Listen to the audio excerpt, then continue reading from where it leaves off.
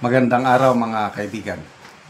Bigyan natin ng reaction, opinion ngayon itong pinaka-latest post ni Senator Ping Lacson. Sabi niya, if elected, post niya ito sa X, kailang nilagay din niya sa Facebook.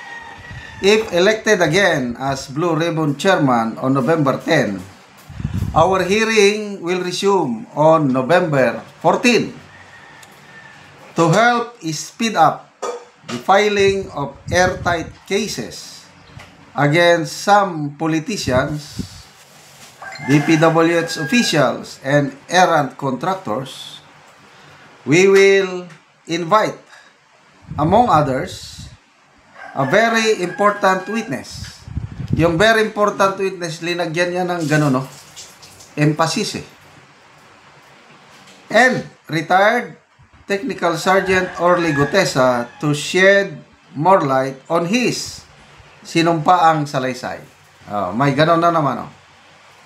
So, may malalim na mensahe ni Senator Lacson tong... Okay, so unahin natin ha. So, babalik na siya talaga na Blue Ribbon Committee Chair after the drama. At least... yung analysis ni ex-Senate President Franklin Drilon na King's Gambit yung resignation niya para iligtas daw ang presidency ni Senator Soto. Kaya nag-resign siya. So, siguro ngayon, ligtas na si Senator Soto, kaya babalik na naman siya as chairman. So, okay lang din. Mas okay na lang si Senator Lacson kaysa itong si Senator Erwin Tulfo. Okay. So, pagbigyan, kung ako, pwede mapagbigyan. Tingnan natin. Sino kaya yung sinasabi niyang very important witness? Dalawa yan. Pwedeng very important witness na lalong magdidiin sa mga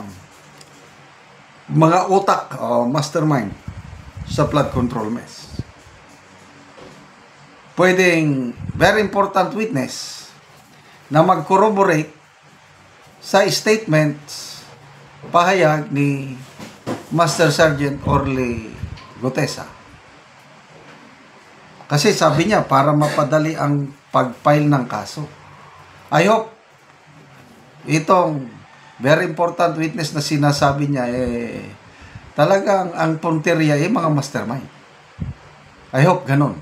Kaya lang, sa kabilang panig, medyo may kutob ako. I hope I am wrong. Baka itong very important witness, ang sasabihin para ma-destroy ang credibility ni Technical Sergeant o Master Sergeant Orly Gutesa. Kasi, meron din binigyan niya na emphasis yung sinumpa ang salaysay. Baka, pwedeng taga-korte, yung Manila Regional Trial Court na nag-imbestiga doon sa sorry statement na hindi daw pinirmahan ng abogada. Baka sasabihin ng korte na peke yung niya. Ayan. Para nga ma-destroy, lalong masira ang credibility ni Master Sergeant Gutesa. So, pwede rin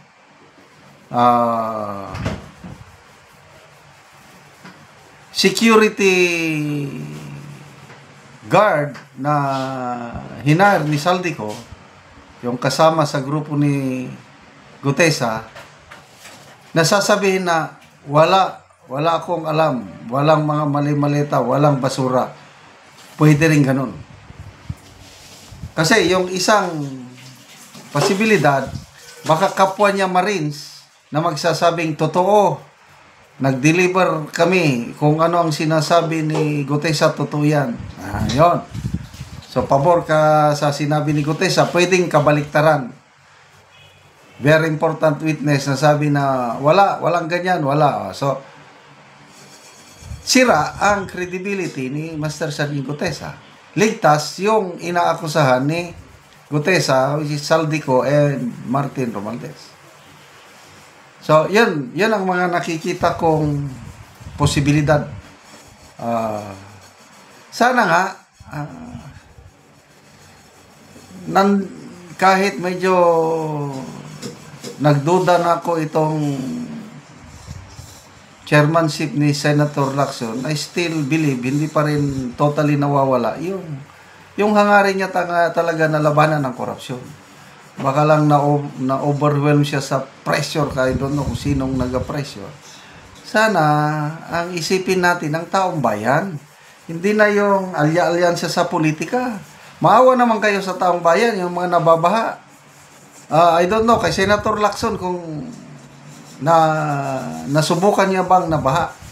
Itong mga senador, I don't know kung nasubukan nilang naging biktima ng baha. Kasi ako, nasubukan ko. Ilang taon kami na mula nung nagkaisip ako, elementary hanggang high school, palagi kaming nababaha. Naligtas na lang kami sa baha nung college na ako eh. Nung nalagyan na ng diki yung lugar namin, nung nasaan nandun yung malaking Amburayan River. So, more than 10 years ako na nagtiis. Every year, nababaha kami. Napakahirap buhay ng nababaha.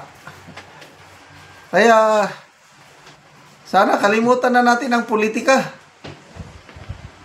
Sana pagtuunan na lang natin pansin paano mapanagot ang mga nanloko.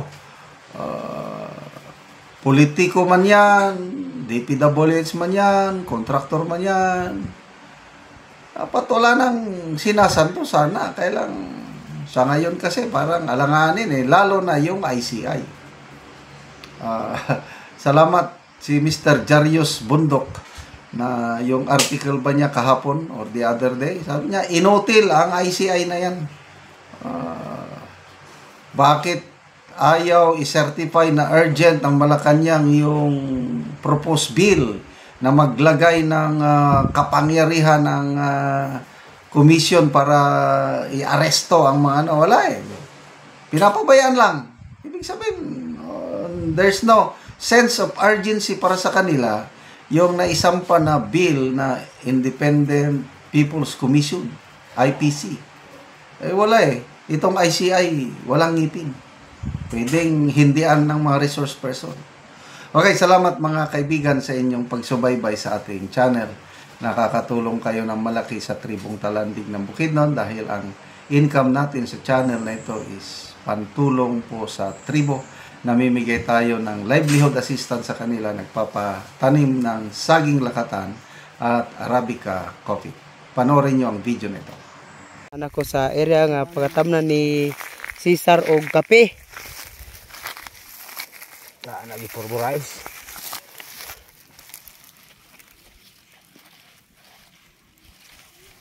So muna ni ang itsura sa kape nga among napalit og tag 25 pesos ang kada isa. So mayo gid nga sidling.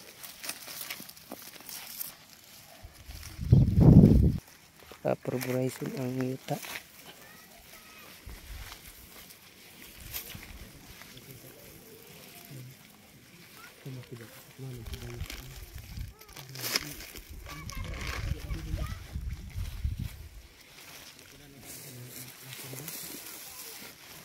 O karon sir, pila na kani ang imong unang tanom nga kape? 700. 700. So apil karon imong gitanom nga bag-o. Dugangan og 300, 1,000 na tanan. 1,000 na ang imo.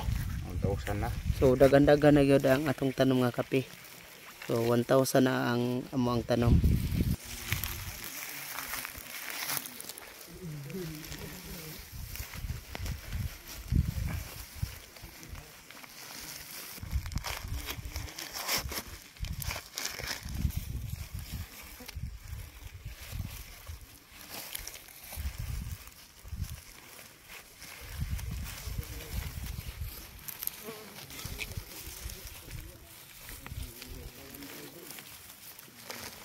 Salamat kayo sa Ginoo ug sa nagatabang sa suporta sa kape nga nakapadayon jud mig tanom.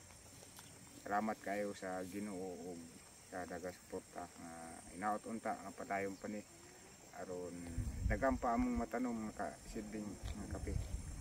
Napuhon nga makapaeskwela mi sa among anak. Salamat kayo. Salamat kayo.